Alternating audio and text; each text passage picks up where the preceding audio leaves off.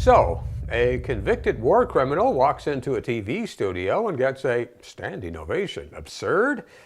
Indeed, but no punchline here. But that is exactly what happened on the Radio-Canada program Tout le monde en parle. The star member of Canada's first family of terror, Omer Khadr, apparently has taken to the talk show circuit. Yes, he is the Omer Khadr who the Trudeau government awarded more than $10 million for time spent in Guantanamo Bay. As a teen fighting in Afghanistan, he killed one American soldier and blinded another. I think this settlement is not only for me, it's for every Canadian, to a degree to ensure that our government does not participate in torturing its citizens. So I know some people might be offended by it, but I think it's for all of us. No, Mr. Khadr, the $10.5 million was for you, just you, and we paid it. So let's be clear about that. And to be fair, host Guy Lepage did ask some good, tough questions. And perhaps the audience was told to stand and clap like trained seals. But you have to wonder why the taxpayer-funded public broadcaster would agree to this. And why air the pre-recorded segment on an Easter Sunday when more than 300 people were killed by terrorists in Sri Lanka? Well, it is a fair question. I just want to say one word to you. Just one word. Yes, sir. Are you listening? Yes, I am. Plastics. The European Union has voted to ban single-use plastic in an effort to curb ocean pollution. And now the City of Montreal wants to follow suit. Now, some 40% of all plastic produced is designed for a one-time use. And I think it's a great idea. It's something the whole country should do.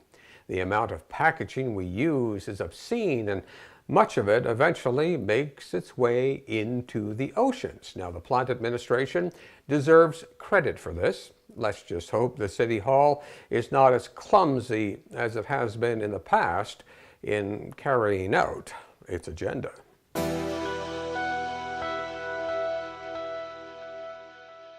Now, it is that time of year when we can really think about where our tax money is going as you fill out your tax forms and the governments try to squeeze every last penny out of you.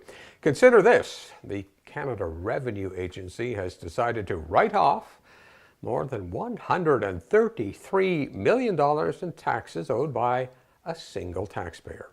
Now, the CRA won't give any details on who or why, citing confidentiality. Somehow, I think the richer you are, the better breaks you get.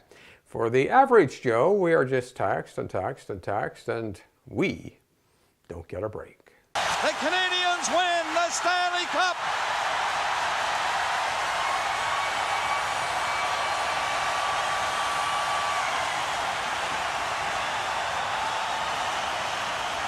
Well, that was 1993, before social media, before smartphones, and the top movie that year was Jurassic Park, the original. For the 26th consecutive year, a Canadian team will not win the Stanley Cup. There has got to be something very wrong in the way we do things in the home of hockey. There has to be something very wrong when the Leafs were our best last hope. Here in Montreal, Habs management is optimistic for next year, hopeful. Well, maybe they should count the number of former Canadians who were on playoff teams this year. And the apologists proclaim the Canadians would have made the playoffs if they were in the Western Conference, or they would have made the playoffs with a better backup goalie, but. The fact is, mediocrity has become a way of life for the Canadians, mediocrity and living in the past. Nobody, absolutely nobody, does nostalgia like the Habs. But as Yogi Berra might say, nostalgia just ain't what it used to be.